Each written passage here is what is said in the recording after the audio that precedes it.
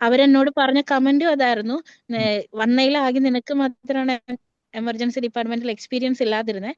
പക്ഷെ നീ ഇന്റർവ്യൂവിൽ ബെസ്റ്റ് പെർഫോമർ ആയിരുന്നു, അതുകൊണ്ടാണ് സെലക്ട് ചെയ്തിരുന്നത്. അപ്പൊ ആ ഒരു കമന്റ് അത് സാറിനുള്ളതാണ്. കാരണം എനിക്ക് ഭയങ്കര സന്തോഷം. കാരണം എന്റെ ഫീഡ്ബാക്ക് ഞാൻ പറയണമെന്ന് ഞാൻ അത്ര ആഗ്രഹിച്ച ഒരാളാണ്. കാരണം എനിക്ക് എങ്ങനെ പറയണ്ടേന്ന് എനിക്കറിയില്ല. ഞാൻ അത്ര എക്സൈറ്റഡ് ആണ്, അത്രയും താങ്ക്ഫുൾ ആണ് സാറിനോട്. എന്റെ ഒരുപാട് വർഷത്തെ 2015 പാസ് ഔട്ട് ആയ തുടങ്ങിയുള്ള ഒരു ആഗ്രഹമായിരുന്നു ഗവൺമെന്റ് സർവീസിൽ കയറാം. അത് നമ്മൾ വെറുതെ സെലക്ട് ആയി എന്ന് പറയുമല്ലോ, നമ്മുടെ പെർഫോമൻസ് കൊണ്ട് സെലക്ട് ആയി എന്ന് പറയുമ്പോൾ അതൊരു ഭയങ്കര സന്തോഷമുള്ള ഒരു സമയമായിരുന്നു. അപ്പൊ എന്തായാലും ആദ്യമേ തന്നെ ഒരു ബിഗ് കൺഗ്രാചുലേഷൻസ് എന്തായാലും ബാൻഡ് 5 ആയിട്ട് NHS ഓക്കെ.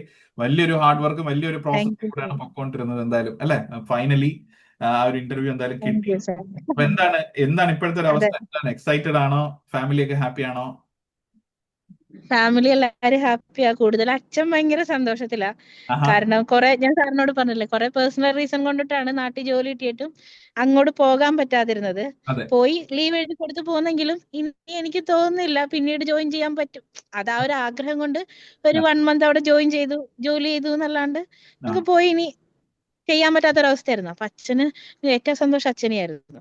ഞാൻ ഹാപ്പിയാണ് എന്തായാലും. അപ്പൊ എന്തായിരുന്നു ആ ഒരു പാത്വേ എങ്ങനെയുണ്ടായിരുന്നു? എന്തായിരുന്നു ആ ഒരു പ്രോസസ്? ഇപ്പം നമ്മൾ ഈ ഒരു ഫീഡ്ബാക്ക് സെഷൻ ഇടുന്നതിന്റെ മെയിൻ റീസൺ തന്നെ ഇപ്പൊ കുട്ടികൾ നമ്മളിത് പ്രിപ്പയർ ചെയ്യാൻ വരുന്നവരുണ്ട്, സ്വന്തമായിട്ട് പ്രിപ്പയർ ചെയ്യുന്ന കുട്ടികളുണ്ട്, ആപ്ലിക്കേഷൻ കൊടുക്കുന്ന ആൾക്കാരുണ്ട്. നല്ല കോമ്പറ്റീഷൻ ആണ്, ജോലി കിട്ടാൻ അത്രയും കഷ്ടപ്പാടാണ്. അതിനിടയിലാണ് അഞ്ജലിക്ക് ഒരു ചാൻസ് കിട്ടിയത് ഇല്ലേ? അപ്പൊ അഞ്ജലിക്ക് ഒരു ഇന്റർവ്യൂ ഷോർട്ട് ലിസ്റ്റഡ് ആയി. അഞ്ജലി അതിന് വേണ്ടിയിട്ട് ആപ്ലിക്കേഷൻസ് കൊടുത്തു. എല്ലാത്തിനും അഞ്ജലിക്ക് നമ്മൾ കൂടെ ഉണ്ടായിരുന്നു മൊത്തത്തിൽ. അപ്പൊ എനിക്കറിയാം അഞ്ജലി എത്രത്തോളം സ്ട്രഗിൾ എന്നുള്ള കാര്യം. അപ്പൊ അത് മറ്റൊരാൾ കേൾക്കുമ്പോഴേ അല്ലെ മനസ്സിലാവുള്ളൂ. ഒരാൾക്കെങ്കിലും നമ്മൾ ഈ പറയുന്ന അല്ലെ അഞ്ജലി പറയുന്ന ഒരു മെസ്സേജ് പാസ് ചെയ്യുമ്പോൾ ഒരാൾക്കെങ്കിലും അതൊരു യൂസ്ഫുൾ ആയി കഴിഞ്ഞാൽ അത് നമുക്ക് അത്രയും സന്തോഷമാണ് എന്തായാലും. അതുകൊണ്ടാണ് ഞാൻ ചോദിച്ചത് അഞ്ജലിയുടെ ഒരു പ്രോസസ് അല്ലെങ്കിൽ ആ ഒരു പാത്വേ. ഞാനാണെങ്കിൽ പിന്നെ കിട്ടിയതിന് ശേഷം ഞാൻ സാറിനെ കോണ്ടാക്ട് ചെയ്യുന്നത് ഏപ്രിലാണെന്ന് തോന്നുന്നു. ഏപ്രിൽ 13 ആ ഒരു ടൈമിലാണ് സാറിനെ കോണ്ടാക്ട് ചെയ്യുന്നത്. അതിനുശേഷം എന്റെ ജൂണിലാണ് എന്റെ ഫസ്റ്റ് ആപ്ലിക്കേഷൻ സെലക്ട് ആവുന്നത്. അപ്പം എന്നെ സംബന്ധിച്ച് അത് വലിയൊരു ഇതായിരുന്നു. കാരണം ഒരു ആപ്ലിക്കേഷൻ ഷോർട്ട് ലിസ്റ്റ് ആവുക എന്ന് പറഞ്ഞു കഴിഞ്ഞാൽ തന്നെ അത് വലിയൊരു കാര്യമാണ്. അപ്പം എന്റെ ആപ്ലിക്കേഷനിൽ ഒരുപാട് തെറ്റുണ്ടായിരുന്നു. ഞാൻ സാറിന് ഒരുപാട് തവണ സ്ക്രീൻഷോട്ട് എടുത്തും കുറെ അധികം മെസ്സേജ് അയച്ച ഒരാളാ. അപ്പൊ അതിൽ ഒരുപാട് തെറ്റുണ്ടായിരുന്നു. അതെല്ലാം കറക്റ്റ് ചെയ്ത് എനിക്ക് കിട്ടി. ഞാനൊരു ആപ്ലിക്കേഷൻ സബ്മിറ്റ് ചെയ്തു. എനിക്ക് തോന്നുന്നു ഒരുപാട് ആപ്ലിക്കേഷൻ എനിക്ക് സബ്മിറ്റ് ചെയ്യേണ്ടി വന്നില്ല. ഒരു 3-4 എണ്ണം ആപ്ലിക്കേഷന് കറക്ഷൻ കിട്ടിയിട്ട് എന്റെ ഫസ്റ്റ് ആപ്ലിക്കേഷൻ ആയിരുന്നു ഇത്. അപ്പൊ അത് കിട്ടി. അതിന്റെ ഫസ്റ്റ് ഷോർട്ട് ലിസ്റ്റ് എനിക്ക് ഒരുപാട് ടൈമും കിട്ടി. ഇന്റർവ്യൂവിന് പ്രിപ്പയർ ചെയ്യാൻ ഒരുപാട് ടൈം കിട്ടിയായിരുന്നു. എനിക്ക് ജൂൺ 19 എന്റെ ബർത്ത്ഡേയുടെ അന്നാണ് എനിക്ക് ഇത് ഷോർട്ട് ലിസ്റ്റ് ചെയ്തതിന്റെ മെയിൽ വരുന്നത്. അത് വന്നത് അതിനുശേഷം എനിക്ക് എല്ലാം എന്റെ ബർത്ത്ഡേയുടെ അന്നാ കിട്ടാറ്. എന്റെ ഫസ്റ്റ് ഗവൺമെന്റ് സർവീസിന്റെ അപ്പോയിന്റ്മെന്റ് ലെറ്ററും വന്നത് ഒരു 2 year മുമ്പ് എന്റെ ബർത്ത്ഡേയുടെ അന്ന് തന്നെയായിരുന്നു. അപ്പൊ ആ ടൈമില് അതെ, നല്ലൊരു ഡേറ്റ്. അപ്പൊ ആ ടൈമിൽ അത് കിട്ടി കഴിഞ്ഞപ്പോ എന്നെ സംബന്ധിച്ച് ഒരു ഇന്റർവ്യൂവിന് കിട്ടിയത് അത് ശരിക്കും യൂട്ടിലൈസ് ചെയ്യണമെന്ന്, കിട്ടിയ അവസരം പാഴാക്കരുതെന്നൊരു ഇതുണ്ടായിരുന്നു. ഞാൻ സാറിനോട് ആദ്യം കോണ്ടാക്ട് ചെയ്തപ്പോ തന്നെ പറഞ്ഞില്ലേ, ഞാൻ പഠിക്കാൻ തയ്യാറാണ്. എനിക്ക് പഠിക്കുന്നതിന് വലിയ ബുദ്ധിമുട്ട് എന്ന് വെച്ചാൽ എനിക്ക് ആകെ ഒരു കാര്യം 100% ഞാൻ ചെയ്യുന്ന ഒരു കാര്യം അത് മാത്രമാണ്. ബാക്കിയൊക്കെ ഞാൻ ഭയങ്കര മടിയുള്ള കൂട്ടത്തിലാണ്. അപ്പൊ ആ ഒരു ടൈമിൽ സാറിന്റെ നോട്ടായാലും എല്ലായാലും ഞാനത് തറവായിട്ടും പഠിച്ചായിരുന്നു. നല്ലോണം പ്രിപ്പയർ ചെയ്തായിരുന്നു. എനിക്ക് ആ മെറ്റീരിയൽ കൊണ്ട് കിട്ടിയ ഒരു കോൺഫിഡൻസ് ഉണ്ടായിരുന്നു. കാരണം നമുക്ക് ഇതൊരു ന്യൂ ഒരു പ്ലേസ് അല്ലേ, നമുക്ക് അറിയില്ല ഇവിടെ എങ്ങനെയാണ് ഇന്റർവ്യൂ എന്നോ അതെവിടെ എന്തെങ്ങനെ ചോദിക്കുന്നോ. അപ്പൊ ഞാൻ ആ ഒരു ഇന്റർവ്യൂവിന്റെ സാറിന്റെ ആ ഒരു ക്ലാസ് എനിക്ക് തോന്നുന്നു 4 മണിക്കൂർ എങ്ങാണ്ടോ ആണ് ആ ക്ലാസ്. 4 മണിക്കൂർ എക്സാമ്പിള് ആ എക്സാമ്പിൾ സഹിതം അതെല്ലാം കേട്ട് അതുപോലെ തന്നെ എല്ലാം പ്രിപ്പയർ ചെയ്തു, നല്ല രീതിയിൽ പ്രിപ്പയർ ചെയ്തായിരുന്നു. അപ്പൊ ആ ഒരു നോട്ട് എന്നെ ഒരുപാട് ഹെൽപ്പ് ചെയ്തു. കാരണം അവിടെ ഇന്റർവ്യൂ പാനലിൽ 3 പേരായിരുന്നു ഇരുന്നത്. അവര് ചോദിച്ചതൊന്നും നമ്മുടെ ചിലപ്പോൾ സിനാരിയോയിൽ എന്തെങ്കിലും ഒരു വ്യത്യാസം ഉണ്ടായിരുന്നെങ്കിൽ പോലും ബാക്കി എല്ലാ കണ്ടന്റും നമ്മൾ ആ മെറ്റീരിയലിൽ ഉണ്ടായിരുന്നതും സാറ് ഡിസ്കസ് ചെയ്തതും മാത്രമായിരുന്നു. അപ്പൊ എനിക്കതുകൊണ്ട് ആൻസർ പറയാൻ അത്ര ബുദ്ധിമുട്ടുണ്ടായിരുന്നില്ല. എന്നെ സംബന്ധിച്ച് എനിക്ക് ഇന്റർവ്യൂ എളുപ്പമായിരുന്നു. പിന്നെയും ഒരു ഇതെന്ന് വെച്ചാൽ എനിക്ക് എക്സ്പീരിയൻസ് ഇല്ല എമർജൻസി ഡിപ്പാർട്ട്മെന്റിൽ. അപ്പൊ അവരെന്നോട് പറഞ്ഞ കമന്റും അതായിരുന്നു, വന്നതിലാകെ നിനക്ക് മാത്രമാണ് എമർജൻസി ഡിപ്പാർട്ട്മെന്റിൽ എക്സ്പീരിയൻസ് ഇല്ലാതിരുന്നത്. പക്ഷെ നീ ഇന്റർവ്യൂവിൽ ബെസ്റ്റ് പെർഫോമർ ആയിരുന്നു, അതെ അതുകൊണ്ടാണ് സെലക്ട് ചെയ്തിരുന്നത്. അപ്പൊ ആ അതെ ഒരു കമന്റ് അത് സാറിനുള്ളതാണ്. കാരണം അത് എനിക്ക് ഒരുപാട് കിട്ടിയ ഒരുപാട് മെറ്റീരിയൽ കൊണ്ട് സന്തോഷം. മാത്രമാണ് ആ ഒരു അതെ. കമന്റ് അയ്യോ, എനിക്ക് മെറ്റീരിയൽ എന്ന് കിട്ടിയ പറയുമ്പോൾ മെറ്റീരിയൽ. അഞ്ജലി, ഞാൻ അതാണ് അഞ്ജലി ചോദിച്ചത്. കാര്യം ഇപ്പം മെറ്റീരിയൽ നമ്മൾ എല്ലാവർക്കും, നമ്മുടെ സെഷൻസ് എടുക്കുന്ന എല്ലാവർക്കും നമ്മുടെ മെറ്റീരിയൽസ് ആവട്ടെ, നമ്മുടെ റെക്കോർഡ് സെഷൻ ആവട്ടെ, എല്ലാവർക്കും അവർക്ക് ആക്സസ് ഉണ്ട് അല്ലേ? പക്ഷെ അതിനെ എത്രത്തോളം നന്നായിട്ട് യൂട്ടിലൈസ് ചെയ്യുന്ന ഒരാൾക്കും, അതിന് വേണ്ടിയിട്ട് ഹാർഡ് വർക്ക് ചെയ്യുന്ന ഒരാൾക്കും, അതിന് വേണ്ടിയിട്ട് ഹോം വർക്ക് ചെയ്യുന്ന ഒരാൾക്കും മാത്രമേ നന്നായിട്ട് ഇന്റർവ്യൂവിന് പെർഫോം ചെയ്യാറൂ. അതാണ് എന്റെ അണ്ടർസ്റ്റാൻഡിങ്, എന്റെ വിശ്വാസം. ഓക്കെ, അതല്ലാതെ അതിനകത്ത് പഠിക്കാതെ, ഉറപ്പായിട്ടും നമുക്ക് എന്തായാലും ഞാൻ ഗൈഡ് ചെയ്യണം. നമ്മൾ ഒരാളെ, അഞ്ജലിനെ ഒന്ന് പുഷ് ചെയ്ത് കാര്യങ്ങളെല്ലാം ഫോഴ്സ് ചെയ്ത് ഇതൊക്കെയാണ് നമ്മൾ പഠിക്കേണ്ടത്, പ്രിപ്പയർ ചെയ്യണത്.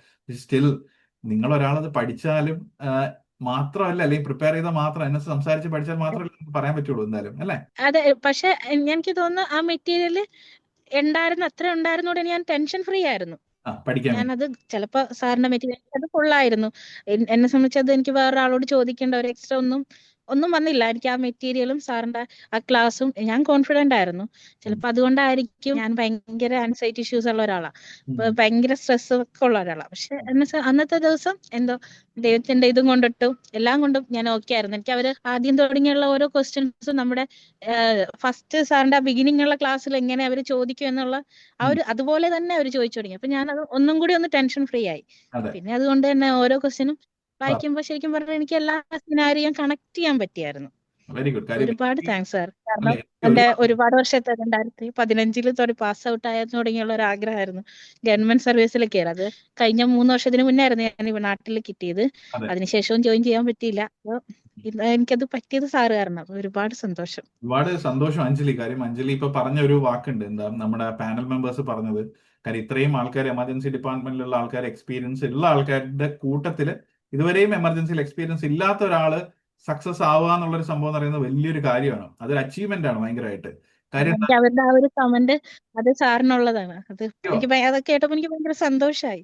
അതെ, നമുക്ക് അതൊരു ഭയങ്കര സന്തോഷമാണല്ലോ അഞ്ജലി. കാര്യം വെച്ചാൽ നമ്മൾ അത്രയും ആൾക്കാർ, അതിനകത്ത് ഇപ്പൊ NHS എക്സ്പീരിയൻസ് ഉള്ളവർ കാണും, പ്രീവിയസ്ലി എമർജൻസിയിൽ വർക്ക് ചെയ്തവർ കാണും. അപ്പം അവരെയും കാട്ടി നന്നായിട്ട് ആ എമർജൻസിനെ പറ്റിയിട്ടും എമർജൻസിയിൽ വർക്ക് ചെയ്യുന്ന ഒരാളെ പറ്റിയിട്ടും അഞ്ജലി അത്രയും എക്സ്പ്ലെയിൻ ചെയ്തിട്ടുണ്ട് അവിടെ.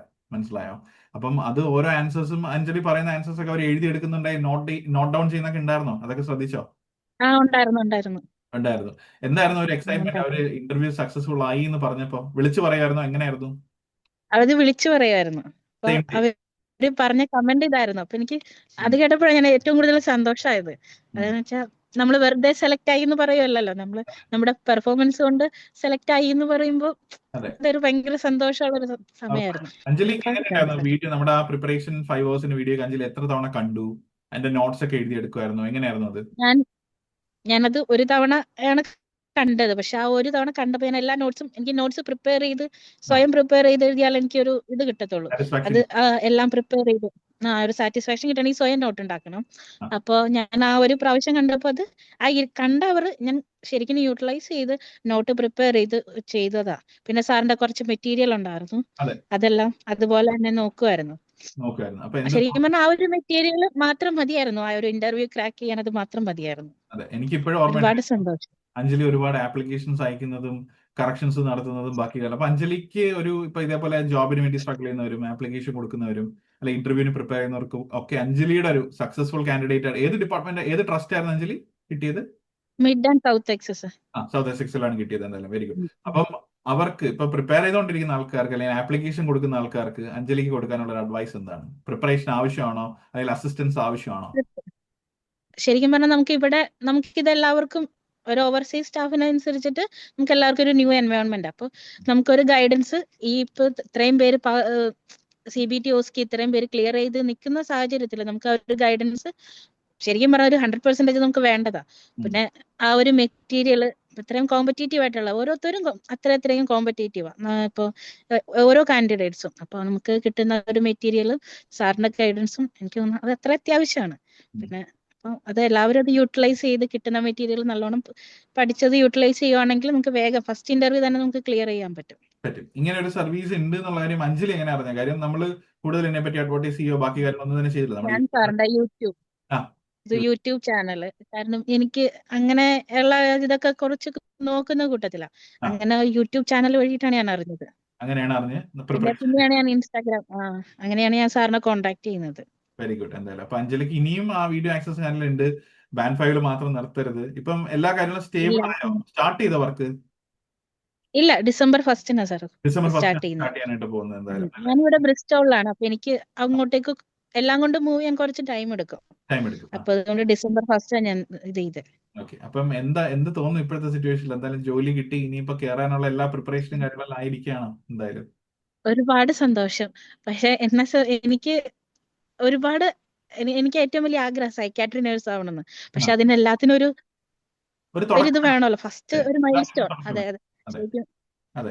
ഞാൻ ഇനിയും സാറിനെ ഞാൻ കോണ്ടാക്ട് ചെയ്യും. പിന്നെന്താ, സാർ ഉറപ്പായിട്ടും എനിക്കത് എന്റെ ഏറ്റവും വലിയ ആഗ്രഹമാണ് സൈക്കാട്രി നേഴ്സ് ആവണം എന്നുള്ളത്. ഇനി നമുക്ക് നെക്സ്റ്റ് സ്റ്റെപ്സ് അതിന് വേണ്ടിയിട്ടുള്ള കാര്യങ്ങളെല്ലാം തന്നെ നമുക്ക് നോക്കാം. അതിനൊന്നും യാതൊരു പ്രശ്നമില്ല. ഒരിക്കലും നമ്മൾ ഡ്രീം ചെയ്യുന്നത്, നമ്മൾ ആഗ്രഹിക്കുന്നത് സ്റ്റോപ്പ് ചെയ്യരുത്. ഈ ഒരു കൺട്രിയിൽ നമുക്ക് ഒരുപാട് കാര്യം, നമ്മൾ ആഗ്രഹിക്കുന്ന കാര്യങ്ങളും നമുക്ക് അച്ചീവ്മെന്റ്സും ഓപ്പർച്യൂണിറ്റീസും ഒരുപാടുണ്ട്. ഓക്കെ, അതിന് ഒരുപാട് കരിയർ അതെ ഓപ്പർച്യൂണിറ്റീസ് ഒക്കെയാണ്.